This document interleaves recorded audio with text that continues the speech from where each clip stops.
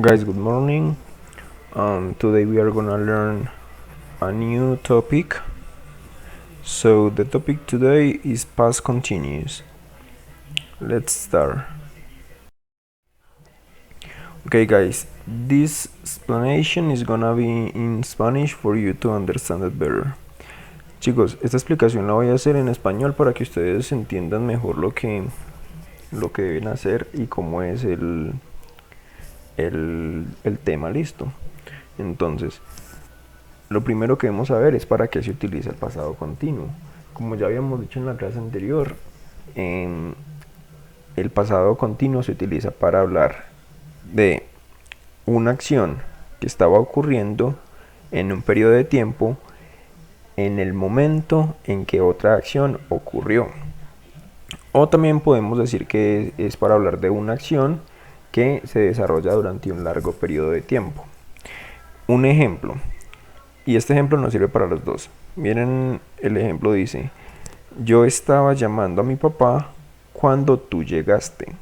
Entonces, piensen en el tiempo en que la persona estuvo llamando a su papá y después otra persona llegó. Entonces, en azul ustedes ven la acción que está tomando más tiempo y una acción que ocurre en un solo momento.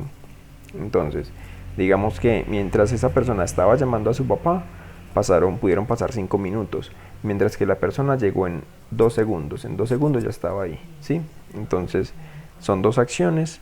Una está en pasado simple, la otra en pasado continuo. La azul está en pasado continuo y la que está en rojo está en pasado simple, ¿sí? Que es la acción que ocurre más rápido. Ahora, chicos, vamos a ver la estructura. Aquí tenemos la estructura afirmativa, la negativa. Sin embargo, más adelante vamos a profundizar en esto. Tenemos en la parte de abajo del cuadro, vemos que aparece que la estructura es sujeto, el verbo to be en pasado, ¿sí? Ese verbo to be es el que ustedes ven en la segunda columna, donde está was not, were not. Las dos opciones son was o were, y ese nt solamente cuando es negativo. Listo. Y por último, el verbo principal en gerundio, o como nosotros decimos en ing. En este caso el verbo es studying. Entonces ustedes ven en el cuadro, la primera columna están los pronombres I, he, she, it, we, you, they. En el segundo está el verbo to be en pasado, que es con lo que debemos completarlo, y después el verbo principal en ing.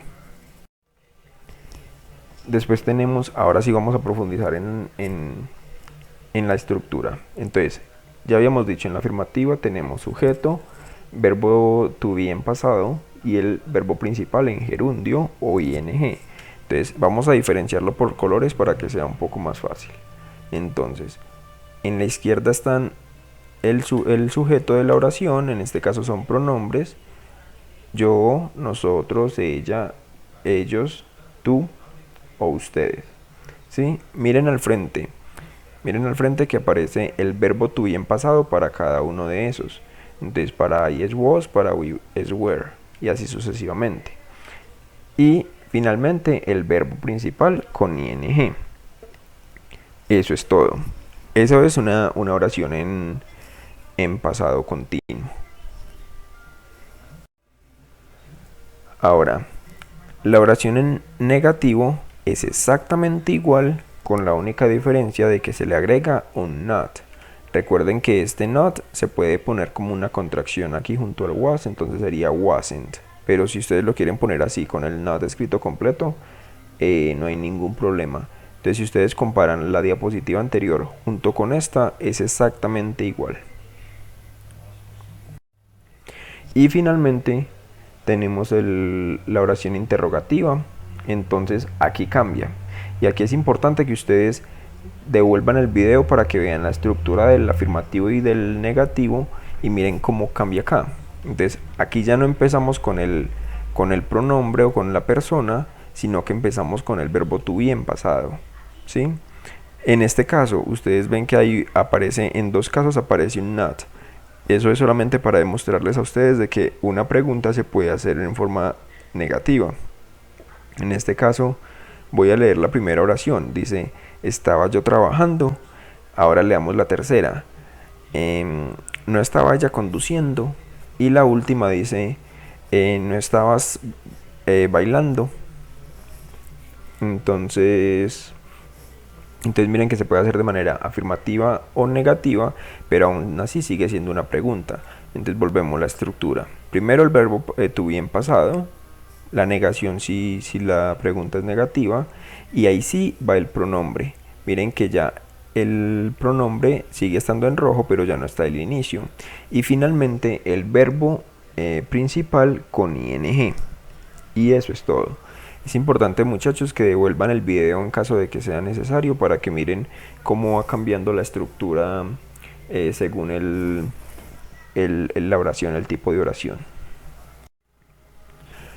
Ahora, aquí les dejo unas oraciones, son en total 7, que ustedes deben completar. ¿La idea cuál es? La idea es que ustedes con este video que acaban de ver completen estas oraciones. Hay en algunos casos que les falta solamente el verbo to be en pasado. Hay otros en que solamente falta el verbo en ing. Hay otros casos en los que faltan los dos. Y miren que hay unas oraciones negativas, hay otras negativas y hay otras interrogativas. ¿Cómo saben ustedes que están en negativa? Por ejemplo, miren la número 4, aparece not dancing. Entonces saben que es negativa. ¿Listo? Y obviamente pues ya la interrogativa ya saben por qué termina al final con un signo de interrogación. Listo, chicos, eso sería todo. De todas maneras, ahorita en el encuentro por Zoom estaremos resolviendo dudas. ¿Listo?